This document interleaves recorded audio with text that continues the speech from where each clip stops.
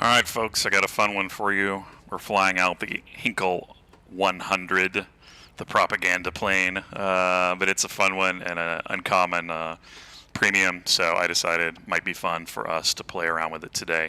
We've got a B-17, a 109, and a Bish on our side. They got a 109, a P-40, a P-36, and a Bish on their side.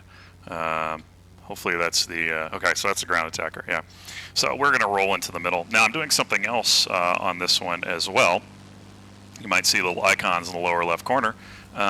Since we got some premium ammunition over the weekend, rather than selling it like I normally do, I've decided to hold on to it. I don't know that I've sold my low tier ammunition in a while anyway, just because I'm not down here all that much. But anyway, this is a fantastic plane in every flight characteristic. It can do so much. The rudder, the yaw, the pitch, it's crazy.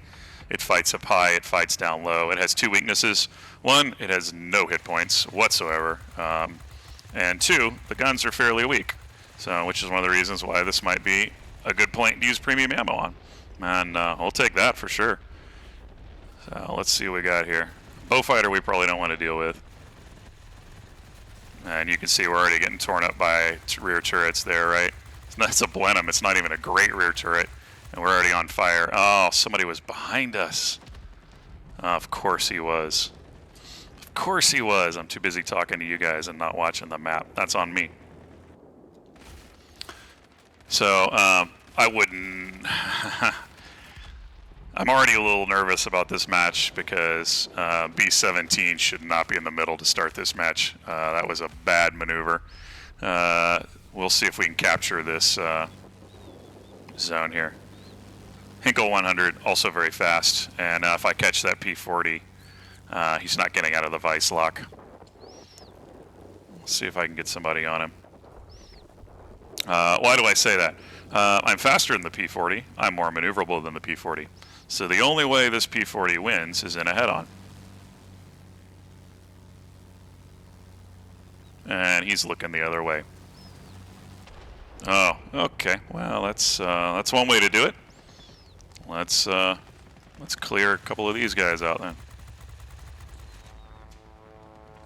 We're going to count how many fires we get after the match too. We're going to see how powerful premium ammo really is, or isn't. As I suspect, it's really not as good as people worry about it being. It needs to be sold for silver, not gold. 100% in agreement with that. But you know, bottom line, it doesn't really quite give the advantage that some people think it does. Yeah, we can catch him if we get a little more time. I just don't want to burn a boost on it. We're going to try and outcut his angles here.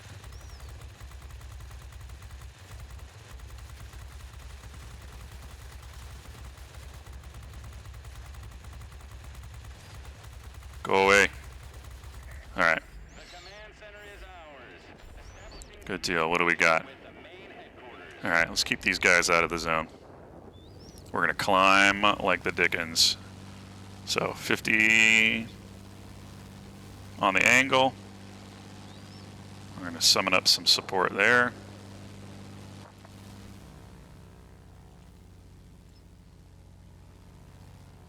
And we're going to dive.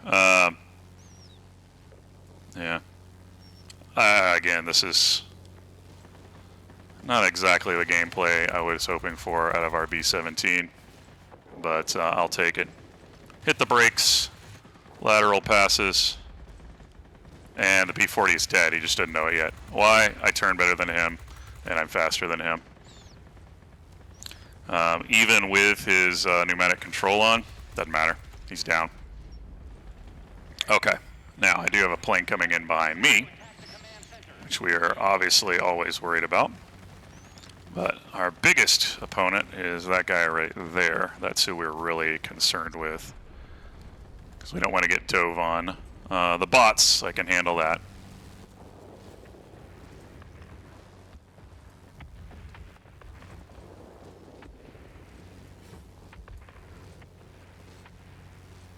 If he wants to contain altitude, he wants to go after the bombers. We're going to let him. We're going to deal instead with the 109, who is stalled. Is he stalled? Oh, Lord. Okay. So we're better than the 109, too, in that sense. We just don't have the cannons he does, so... And we need to get one of these two guys out. Now, if you are squirrely, that's exactly what you need to do. When dealing with these, there's our rudder control on this thing. It's ridiculous. And there's our fire. I will trust my teammate to handle that, and I'm going to go straight back up after this guy.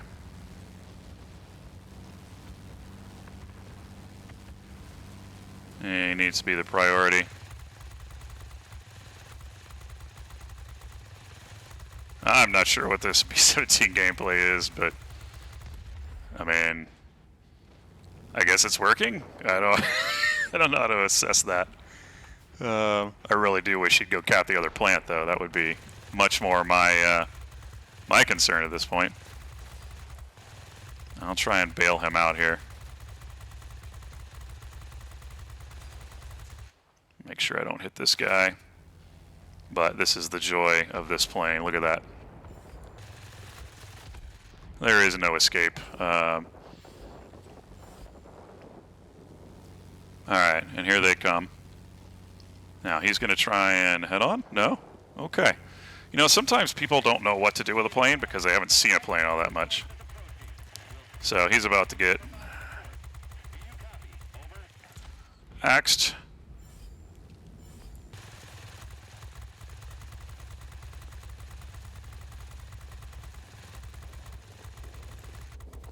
Now the BSH does not have a tail gunner, which means we can handle this fairly easily.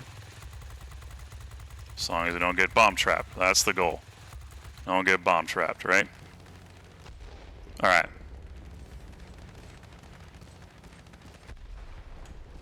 I'm going to assume our teammate here has that. There's a heavy storm here. Unable to proceed. Return into base. Do you copy? I think AA is going to handle him. Way to go. Victory is close.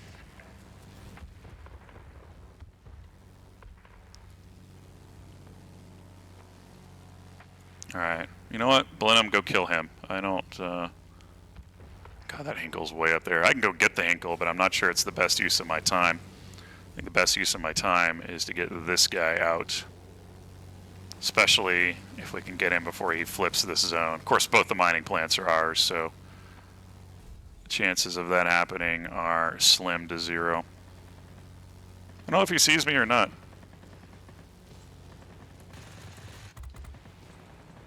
Alright, buddy. Welcome to Rudder Control 101.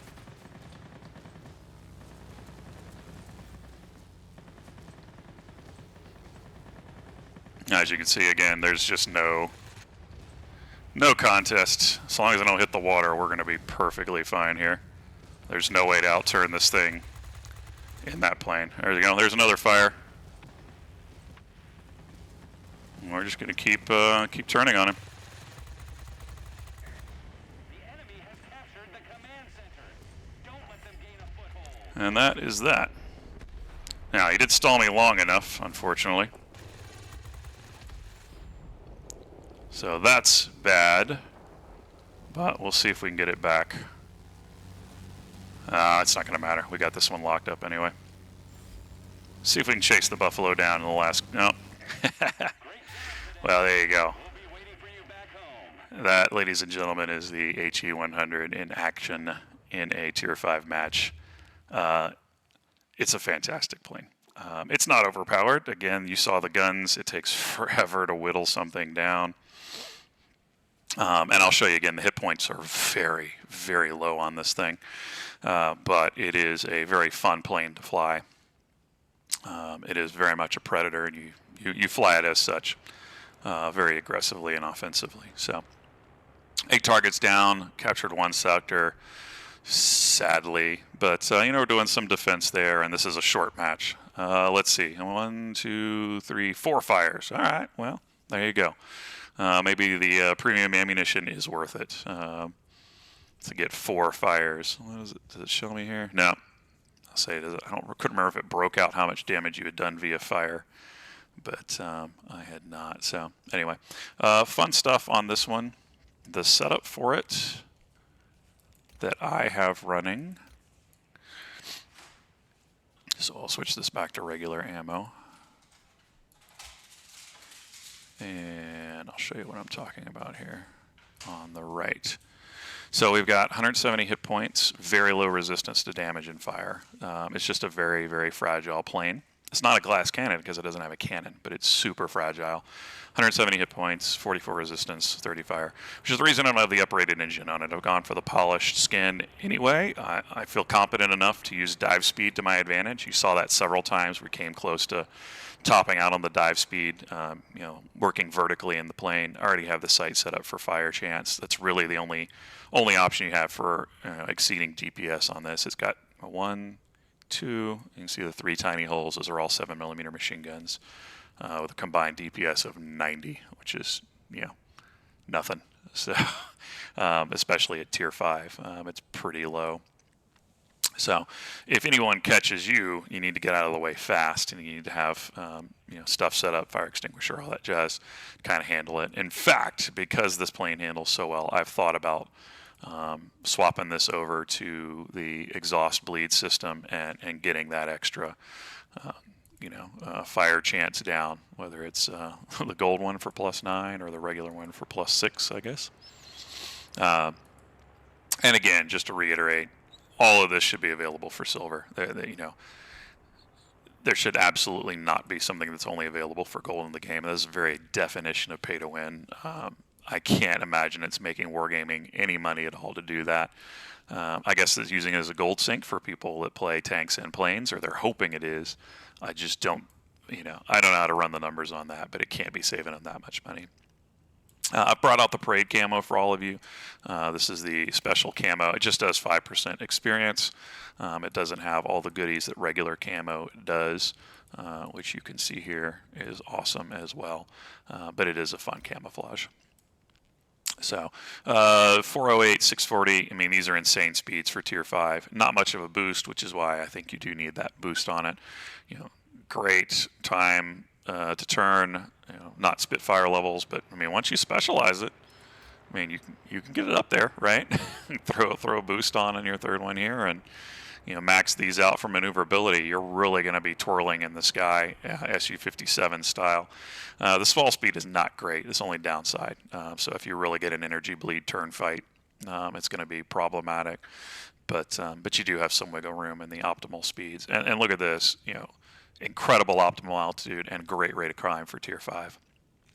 So in the right hands, this plane can be super effective, even though you will not amass those super high personal points or damage sets that you otherwise would, with a 109 or something like that. But I still think it's a very fun plane. I wanted it, from the very beginning in alpha and beta. Never got a chance to fly it in alpha and beta. The first time it came up for sale after the game released, I bought it.